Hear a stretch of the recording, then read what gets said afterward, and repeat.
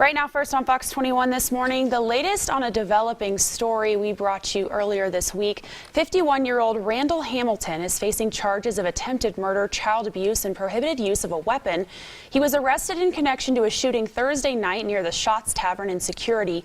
Witnesses told deputies the two victims and their two children were driving on Highway 8587 in Fountain when the suspect, riding a motorcycle, erratically cut them off. The suspect pulled into the Shots Tavern parking lot and the family followed. They got into a fight and the people in the car tried to leave. That's when the suspect apparently pulled a gun and shot at the SUV. No one was shot or injured. Friday night, the driver of an SUV hospitalized after an afternoon crash with a city bus. This happened on Hancock Expressway near Monica Drive. Police say the driver of the SUV turned in front of the bus, and as you can see, the SUV was pinned against a tree and the bus went into a nearby backyard. The bus driver and one passenger on the bus were taken to a hospital. A bystander injured during a February shooting that took the life of Detective Micah Flick is now suing the city and the sheriff's department for at least $1 million.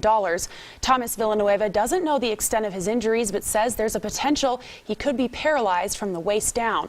The lawsuit filed last month seeks reimbursement for losses, stating that those losses continue to accumulate. Thomas Villanueva was shot on February 5th. Here's video of that fatal day as officers exchanged gunfire at the Murray Hill Apartments.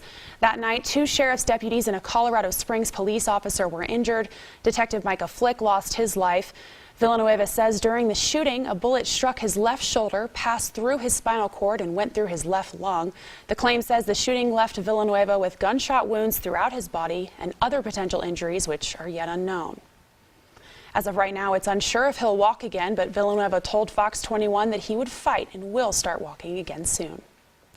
And Scrooge comes early for one Colorado Springs nonprofit. Christmas Unlimited says someone stole 60 donated bikes from their storage unit.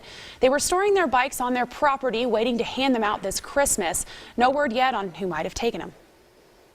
You kind of try to justify it in a way to think maybe they needed that, more than we did. But I just cannot put my head around the fact that somebody needed 60 bikes. More than underprivileged kids in El Paso County. Christmas Unlimited is constantly looking for donations. For more information, you can go to their website, which we posted a link to on fox21news.com. And for the next 5 weeks, law enforcement across the state will be on heightened alert looking for impaired drivers. This is part of the Heat is On Springs events DUI enforcement period. The enforcement period will continue for more than 5 weeks through Monday, May 14th.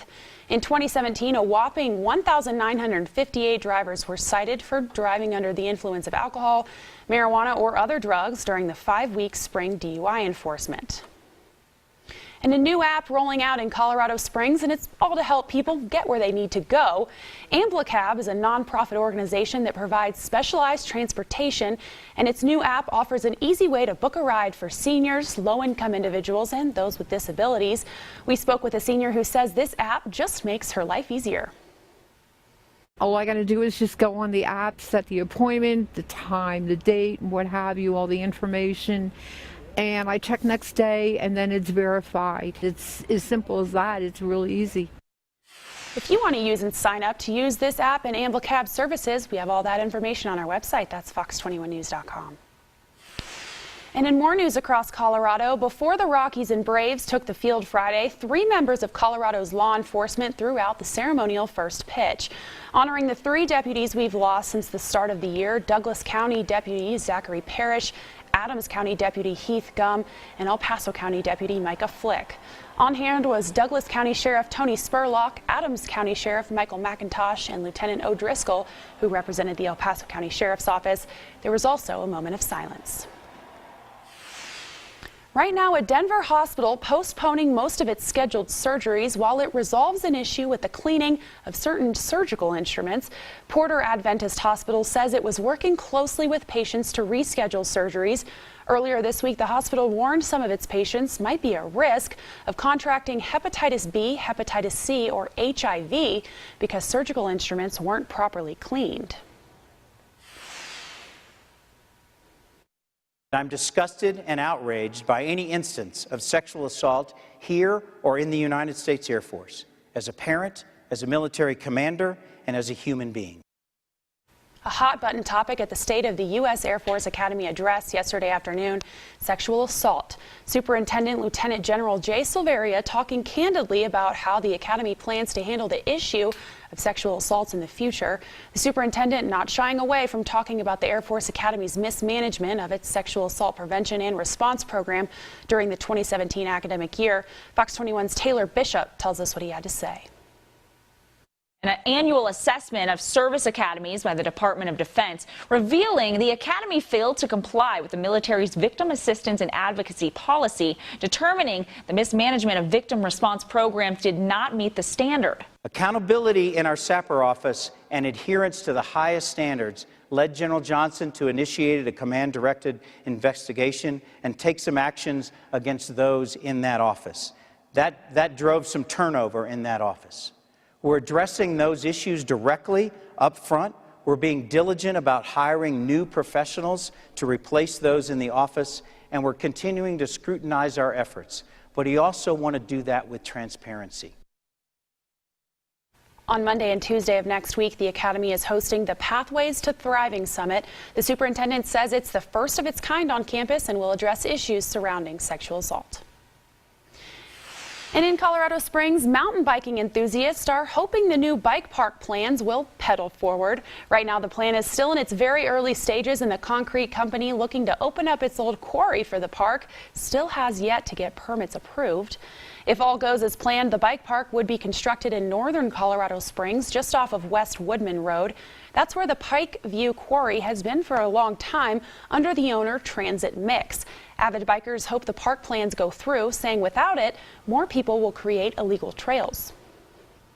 A lot of people are moving to town, so more people are using our trails. There's people out building new trails because they want these other riding experiences. If we don't do something, that's just going to continue to be exacerbated. One part of the permit process for Transit Mix will be considered by the Land Reclamation Board on April 25th and 26th. If you'd like to see pictures of what that park could look like and the other concerns people may have, head to our website, fox21news.com. And the First Friday Art Bus now heads to Manitou Springs. This free bus service now connects Old Colorado City and Manitou Springs after a successful pilot program last year connecting downtown and Old Colorado City. Just a few days ago, City Council passed a resolution dubbing Manitou, Old Colorado City, and downtown Colorado Springs as a creative corridor. Mayor John Suthers and Ken Jure took the route today, and they're encouraging people to get out to see the talent in our area. You know, spend a Friday night, first Friday of each month, take a couple of hours and take the shuttle buses. You can get on in a whole variety of places in town and see what our art community is all about, because there's really some tremendous talent that we have locally, and it's exhibited in our various art galleries that are available on these First Friday tours. The two cities are hoping to raise awareness for First Fridays and get attendance up during the monthly art walks. Cheyenne Mountain Zoo is in the running for Best Zoo and is now at number 5. The 10 Best program is put on by the USA Today. Last year, the zoo was voted as the 6th best AZA accredited zoo in America. Fans can cast their votes once a day, every day through 10 a.m. Monday, April 30th. Right now, a Good Samaritan in Colorado steps in and covers the vet bills of a canine hurt on duty. Coming up, why this woman has dedicated her life to saving police dogs. And up next, getting in some last runs as the ski season heads into the home stretch. But first, here's Maddie.